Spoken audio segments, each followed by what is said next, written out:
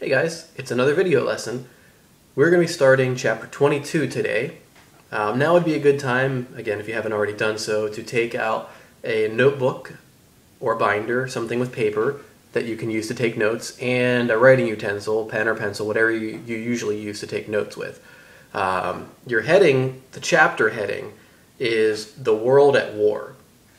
And the main scope of time is from 1939 to 1945. We're going to go all the way back to the early 1920s to look at how people like Hitler came to power and what was involved in Mussolini gaining power in Italy as well.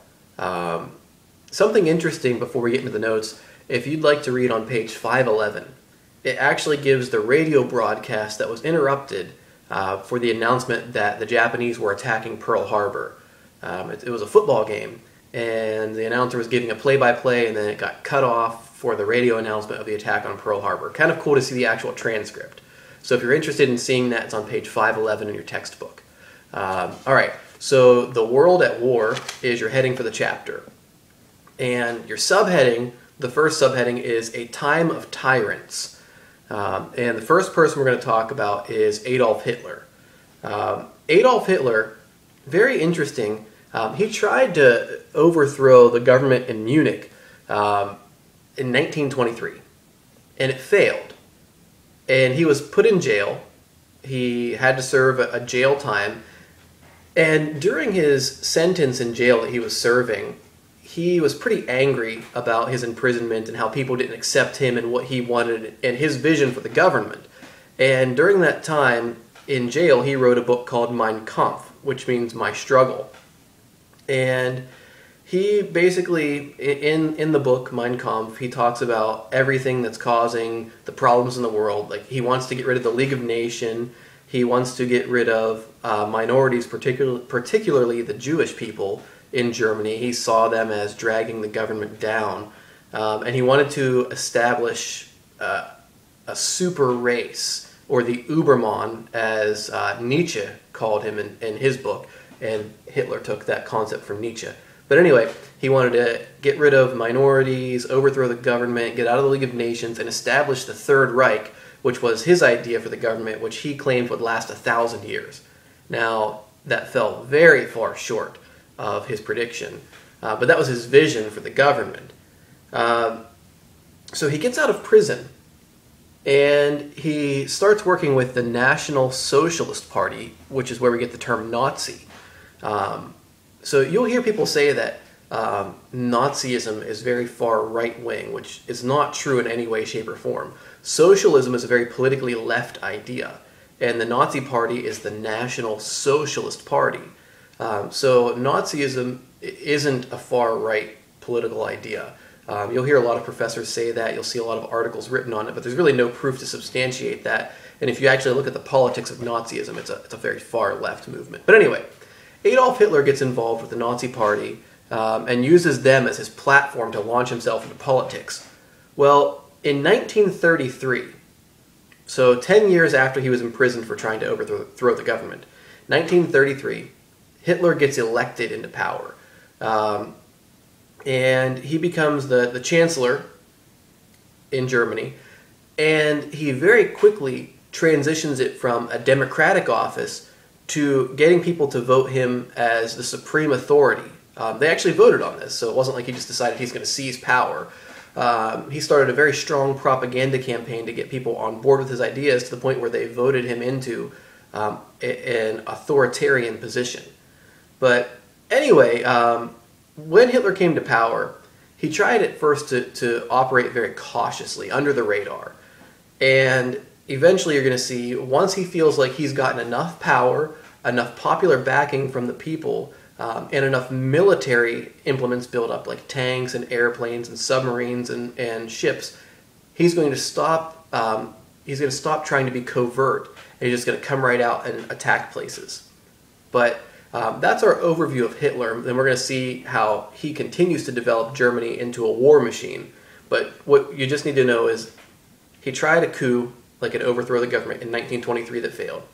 And then he was successfully elected to office in 1933, 10 years later, in Germany. Also, something interesting about Hitler is he wasn't German. Hitler was Austrian. So it's kind of interesting that someone who wasn't even German was able to so endear himself to the German people that they were willing to follow him in all of his madness. Okay, now let's talk about Benito Mussolini. So Benito Mussolini, he comes to power in Italy, and he operates under the system of fascism, which is similar to Nazism. But anyway, in 1922, Benito Mussolini takes power, and he's very, very militaristic. And his idea is to return Italy to its former grandeur under the Roman Empire. So he's basically saying, we're going to take Italy as it is now, and we're going to turn it back into the Roman Empire as it was. And so that's basically going to cover the whole entire circle of the Mediterranean Sea plus part of Britain, if you're going to return it to its land holdings at its peak. And his first move was in 1935, his first move was to attack Ethiopia. Now, Ethiopia had a lot of natural resources and very little natural defenses. And so when Italy moves in, they've got machine guns and tanks, lots of well-trained soldiers. The Ethiopian people have basically sticks and rocks. And so who do you think wins? Obviously Italy. But this is the first step in Italy's power grab, where they're going to try to take over places, particularly in North Africa, to try to regain a lot of the land that the Roman Empire had before. All right, now let's talk about Japan. Japan, under a man by the name of Hideki Tojo, they started getting into a conquest for land in the early 30s. Their idea was they wanted to get into the world trade movement, but a lot of the areas for global trade were already inhabited by Britain or America. They already had their foot in the door, Britain or America, a lot of European nations. So Japan was kind of late in the game, and they didn't want to have to go through the actual economic competition and the trade competition to get their foot in the door. So they decided the best approach was direct conquest. So they decided they'll just take land, take natural resources, and that'll give them an economic leg up on the competition. Now, the first thing they did was they invaded China. They invaded Manchuria, which was a region in northern China, in 1931. And nobody did anything about this. No world power, European, American, or Asian, really did anything about this. So Japan just basically walked in, took over Manchuria, and started taking the natural resources. And then, in 1937, Japan just invaded other parts of northern China. And this conquest of China wouldn't end until World War II was over. Now let's talk about one of our allies, Russia, and their dictatorial government under Joseph Stalin. So Joseph Stalin was basically the communist dictator of Russia under their Bolshevik government. So in the 20s and 30s, Joseph Stalin did a lot of things that caused many people to die. It's estimated as high as 30 million people died under Stalin and his policies. And that's not counting the people that died in World War II when Stalin was leading the Russian campaign of World War II. Anyway, one of the things that Stalin did in 1928, he ordered the government to seize private property, and it was private farm property, and redistribute it to other people to farm. So the farmers that had owned the property and were producing food were no longer able to do so, and there were new people farming that had no idea what they were doing.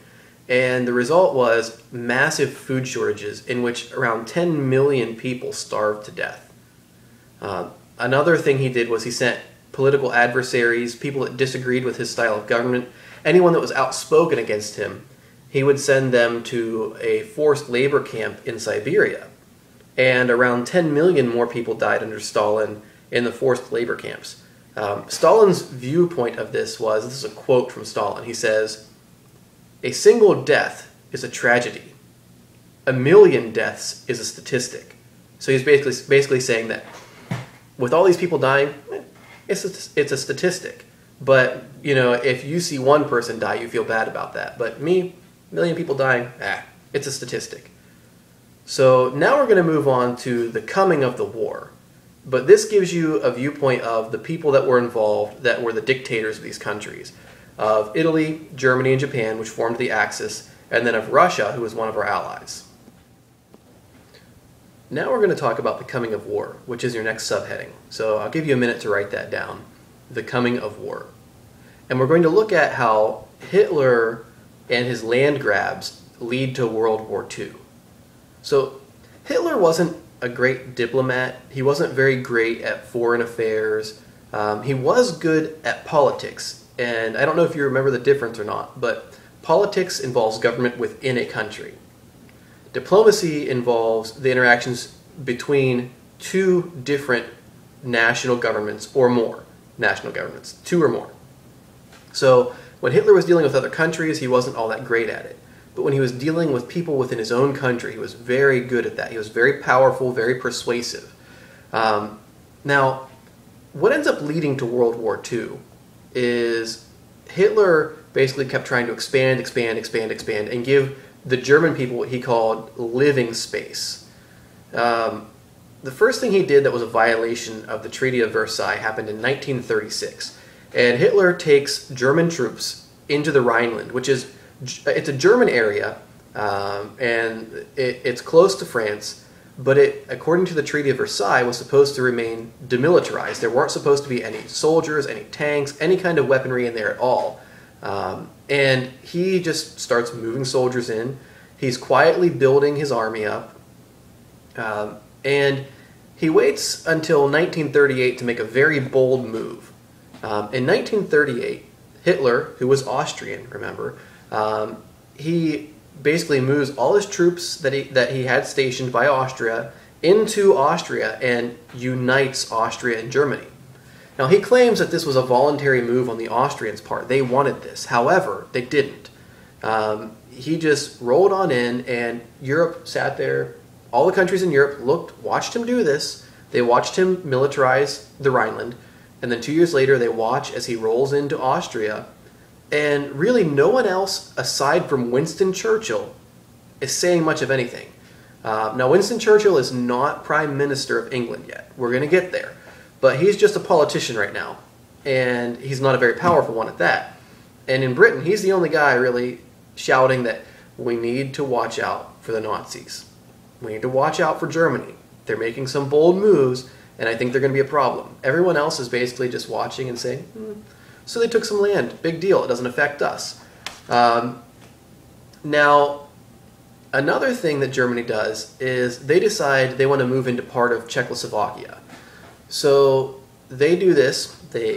Hitler moves his soldiers into part of Czechoslovakia, and this starts to worry a few people in Europe, and they call the Munich Conference. So French leaders, British leaders, and Hitler, German leaders, they meet at Munich.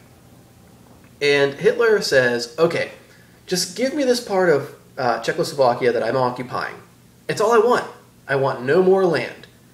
And the politicians there, particularly Neville Chamberlain, who was the Prime Minister of Britain at this time, said, well, if we just give Hitler what he wants, he'll stop. Because Hitler promised, he made a promise that this was his last land grab. So the leaders of the conference decide to go with a policy called appeasement, which is that you just give the bad guy what he wants, and then he'll stop. And Neville Chamberlain came home a hero with this policy. He came home and said, we've achieved peace in our lifetime. In fact, we've ensured it. We've ensured peace for our lifetime by doing this. However, a few months later, Hitler takes over the rest of Czechoslovakia that he wants. And everyone's looking around nervously now saying, whoa, wait, we were promised peace. What do we do now? So what the European countries did now was they made agreements with Romania and Poland that if Hitler tried to invade them, Britain and France would protect them. They would go to war for them. Well, in September 1st, 1939, Germany rolls into Poland. They start invading Poland. And so September 3rd of 1939, Britain declares war on Germany. So this is the actual beginning of World War II.